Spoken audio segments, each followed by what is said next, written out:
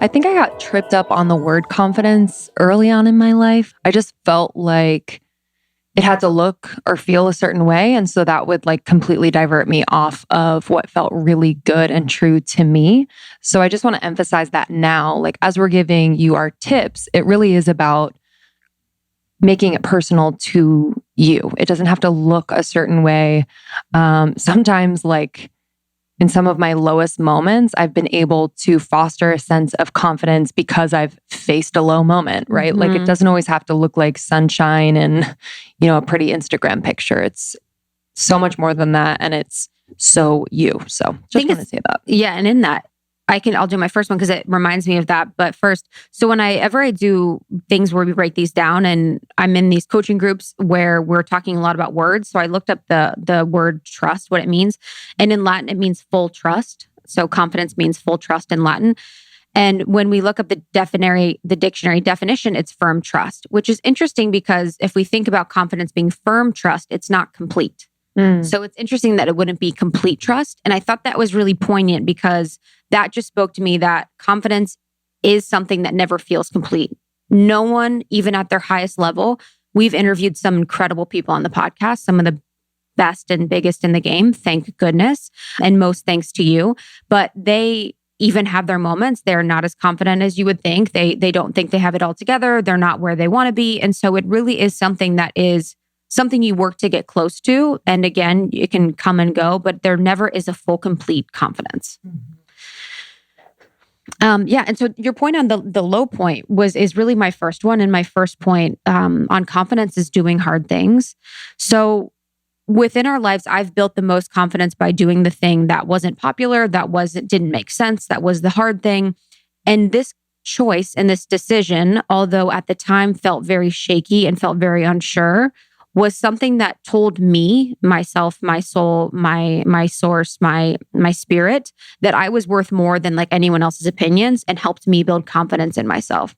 So doing hard things like when I moved to Chicago after college and I got my first job, or when I left a toxic environment at my first job, or when I went to Patagonia for a month and didn't have contact with anyone. And during my first month in Patagonia was when Justin and I had first started talking. So it was a huge risk for me to like put this relationship that just started on ice and not have any contact for a month.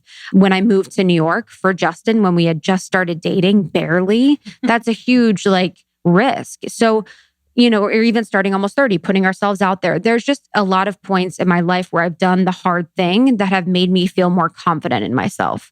And it's really the hard parts of our life where I felt maybe the most lost and the most confused that have allowed me to build this sense and this foundation of like truth within me. And within doing the hard things, I think it's really important. And this is like a tactical thing, but to monitor your progress. So whether that's journaling or whether that's a planner, I think it's really important that we monitor the progress of our steps against our goals. So if you do have a goal to do a hard thing, it's easy to get tripped up and kind of lose yourself within the process. But the small changes in the goals that bring you to the hard thing incrementally are the realistic points that give you the confidence overall. So I think within doing hard things, you can look at, my examples of like quit your job, whatever, and that can actually be too much. But in order to build up your confidence to get to that point to do the hard thing, you can do smaller things. So I think monitoring your progress, do the hard things, and make small changes and small goals along the way that you can monitor to build up the confidence to even do the hard thing. That's really going to get you a lot of confidence. I love that one. Yeah, I mean that quote, beauty in the breakdown, baby. I do think I have that tattooed on my face. But it is. And I think, we forget that when we try to avoid those moments of just like insecurity or, when we're like floating in the unknown and we're so fearful or have so much doubt, there is so much opportunity to realize who you really are. Yeah. It's such a confidence building. And I will say like within the moments that have been my hard things moments, it's been mostly severe discomfort that led me to do the hard thing. So it wasn't like, I'm in love, I want to move to New York. It was like, I actually feel like I'm done growing in Chicago and I'm really unhappy in my environment, but I'm really happy in this environment. So this part is scary to leave Chicago, but this love is worth the risk. Or quitting my job, it's like, I was so miserable that I got to this point where I was in this toxic environment, etc. So it's like every hard thing isn't like, okay, let's do the hard thing today. This is going to be fun and we're going to build up to the hard thing. It's like oftentimes it's really the lowest points when you really have to rely on just you to make the right decision for yourself. Yeah, definitely. I relate to that.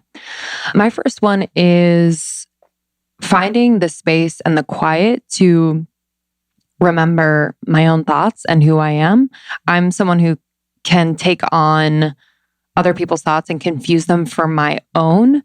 So I'm really working on that. And that the solution to that has been to just literally find peace and quiet. So that's usually at night before or after an entire day of working and doing the things, quiet room, or if we're in the sauna, or even just in the bathroom, in the shower, and connecting to what feels like that force greater than me. So whether it's through meditation, I've really enjoyed channeled writing. So it's asking a question, writing that question down. So, that question could be like, who am I? Quite literally like, who am I?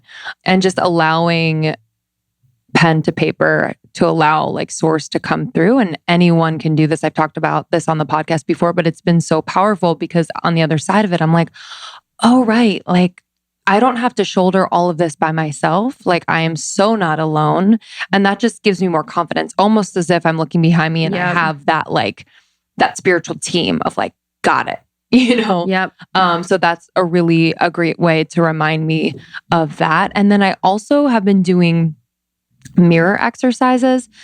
So that could look like just looking at myself in the mirror, like looking at my own eyes and just seeing myself. I think we can go throughout our day and not see ourselves. We can see ourselves through the eyes of other people, but it's been really powerful, even for just 60 seconds, to look at myself in the mirror and be like, hi. I literally never look at myself. People are like, you have food all over your face. I'm like, what? Honestly, I'm like, what are you talking about? But it's also just weird. You know what I mean? It's a weird feeling. But Justin looks at himself all the time. I'm like, what are you doing? He's like, just checking in. I know, honestly. But it can be kind of emotional. For some reason, you just kind of like see yourself as you really are. And every once in a while, I'll sprinkle in an affirmation that feels good, like, whatever it feels good that day, or even just like, and I got you. Like, I got you. Yeah. Because sometimes we can forget to support ourselves. We look for the support from other people. Like, why aren't they supporting me? Why aren't they validating me? Da, da, da. But it's like reminding yourself in that moment in the mirror that like, I got you. Yeah. And that's really huge. Enough. And also in the quiet space. So whether it's the channeled writing, the mirror exercises, I also just find like allowing myself to freely create gives me the confidence to just be myself. So it's like reminding me like, oh my God, like drawing a weird picture feels like me. Cool. Yes. Like, it's just reconnecting to those parts of you, activating them on a daily or weekly basis. That just reminds you of that part of you. We're so dynamic. There are so many parts of us. Maybe you like to garden, or maybe you love baking, or maybe you love cleaning your bathroom. Like just connecting to my house. Connecting to that part of you in the quiet and just kind of being with that activity and allowing yourself to just fully express in that. For me, it's like stoking those like embers of myself. I'm like, oh, okay, there she is. There's that part of you. Okay. Because I think we can become so defined by our job, or maybe our role as a mother or a father, whatever it is, that we forget the other parts of ourselves that really could add to our confidence. Thank you so much for tuning in to Morning Microdose by Almost 30. We hope you enjoyed waking up. As always, we encourage you to take what resonates and leave the rest. If you enjoyed this trip, tune into the full episode on the Almost 30 podcast. All episode information can be found in the show notes. Make sure to subscribe, and if this becomes a part of your morning routine, be sure to share it with a friend. We have new inspiring doses Monday through Friday. Follow us on Instagram at Morning Microdose, and follow Almost 30 at Almost 30 Podcast. Thanks for listening. We'll see you in the vortex.